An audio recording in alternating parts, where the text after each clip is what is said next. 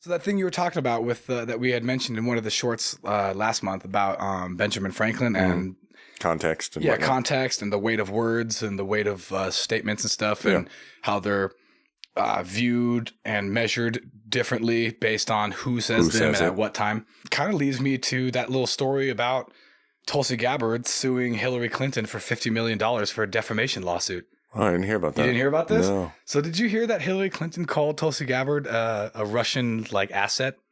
No. She's basically saying the same shit that she says to anybody who's her political opponent. Yeah. When was this? This was back during the 2016 campaign or recently? No, this is recently. Oh, damn. Although Why is she still... Never mind. Why is she still relevant? Your guess is as good as mine, dude. I thought she was trying to fade away from politics. No, dude. She's clinging on like a poo that just won't come clean, dude. Yeah, bro. That just won't... no matter how many pieces of toilet paper, how many wet wipes... Hillary it just keeps fucking... It just stays there, dude. You're like, go away! Nobody wants you here! Honey, are you okay in there? I'm fine! So Tulsi Gabbard back in 2015 or 16 was before the election, right? Was head of the DNC, I think, or she was on, or perhaps she was on, right. Something like that. She was higher up. She was really high up, and she had some sort of position or whatever that made her powerful. Thank you. Yes, influential. Yeah. And during the election, she had noticed that the same thing that any of us noticed that have eyes, in which that the DNC was basically railroading Bernie Sanders in order to give Hillary Clinton the nomination, right? They definitely favored her, Absolutely, even though he got more of the votes or whatever, and the super delegates and all that nonsense. And basically what had happened is that Tulsi Gabbard recognized Hillary Clinton for the freaking elitist, statist, yeah, exactly, dude, succubi that she is, stepped down from her position at the DNC. So she sacrificed her position in order to vote for Bernie Sanders. Oh, damn. Because she wasn't allowed to vote or whatever based on her position because of conflict of interest and stuff. So she literally quit so she could vote against her, right? Yeah. So she made what's called the list, bro. She made Clinton's list, not the kill list. That's a separate list. She made the hey, you're my enemy now list or whatever. And she was Tulsi Gabbard was literally told by Clinton surrogates, girl, you fucked up.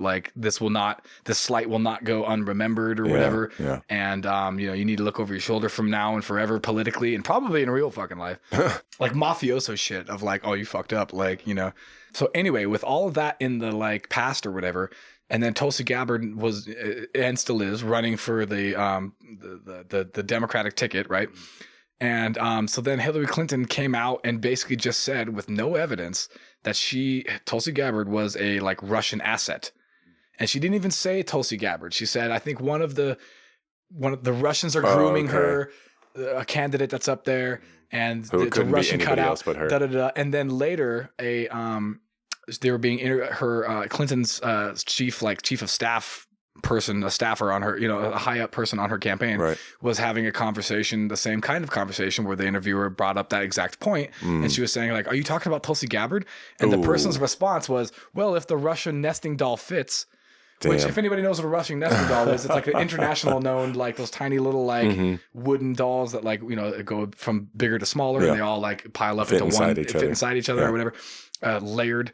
So basically she just literally confirmed by saying well, if the Russian nesting doll fits, you're saying, yes, you are talking about Tulsi Gabbard. Well, Hillary Clinton should know that this is defamation. She's not only a lawyer, but she's been in politics a bunch. She's had she's a two-time loser, fucking Hillary, two-time loser presidential campaign. Two-time loser Dingleberry. Yeah, right, dude. Hillary Clinton, two-time Dingleberry fucking presidential failure, and she's been in politics forever. She's been Secretary of State. She's been the governor of New York or the senator? She was a senator. A senator of New York. And so she knows that allegations, you can't just make allegations like that without any kind of evidence. Yeah. Not to mention, Tulsi Gabbard is a veteran and is still in the reserve as a major. Oh. And has been sat on the board of different congressional positions where you have to be vetted by the security in order to receive this information. Right. And she's never had any, and she has a classified status. Yeah, of course. So all these things together, they know. She's not just talking shit on her. She's talking about shit on the process, yes, too. And they're saying, okay, why would I be, if I was a Russian asset, why would I never have any kind of thing, any kind of checkered background? Yeah. I've never been censured. I've been given top secret clearance. all this other, I've been sitting on certain boards where you become privy to certain fucking sensitive information. Hillary Clinton knows all of this. And so she knows that like, this is just basic defamation.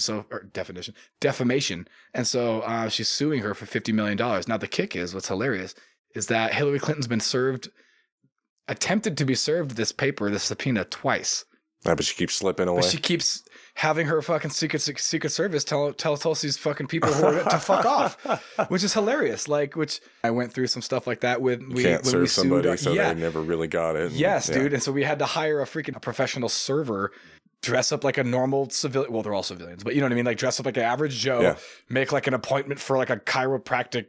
Yep. You know, I've had to serve people. Nonsense like that. Yeah. And then when you have to do all this nonsense, you have all this back and forth through email, like, oh, I can't wait to get my spine adjusted. And then you go to them, you're like, hey, you ready for your appointment? You're like, no, bitch, here's your service. Like, you're court appointed to show up here or whatever. So anyway, they're in that process right now. You got to fold it into her newspaper. So exactly. When she opens it up, you're like, ha. So I just thought that was interesting because the only reason why anybody's even giving this any credit is because Hillary Clinton is saying it. You know what I mean? Yeah. Nobody would believe this. Nobody would care. Nobody would care because everybody knows Tulsi Gabbard and everybody knows all this other stuff and knows how spurious allegations from the Clinton campaign are and can be. But there's a whole sect of people who aren't necessarily paying as close of attention to politics or the news or whatever as someone like you or I or whatever. So they see these things and go, oh my God, Hillary Clinton, who's been in politics forever since the dawn of time. Maybe she's telling the truth. Maybe we need to be careful. For real, dude. Yeah, I hadn't heard of any of that. Bro, first time fucking, and what's hilarious is that all these people, like when they found out that she was gonna sue Hillary Clinton, were like, girl, watch your fucking back. Like, you think you're in the shit list now. Fucking back, exactly. Because can you imagine if Hillary Clinton had to get drugged through a court like normal people? She would make a fucking scene. Yes, dude, exactly. And that's kind of my point is why I bet she's avoiding this thing is because she's up in her ivory tower going like, fuck you. Like, you can't touch me. Like, I'm politically powerful. Who the fuck are you? And it's like, no, bitch.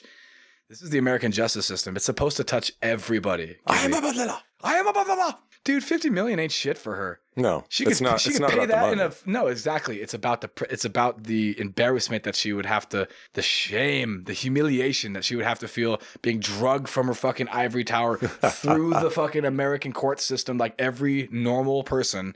And I think it would shatter her ego, would have dude. To touch the ground. Literally, exactly, bro. And I think that's she wants to avoid that at all costs. Face to face.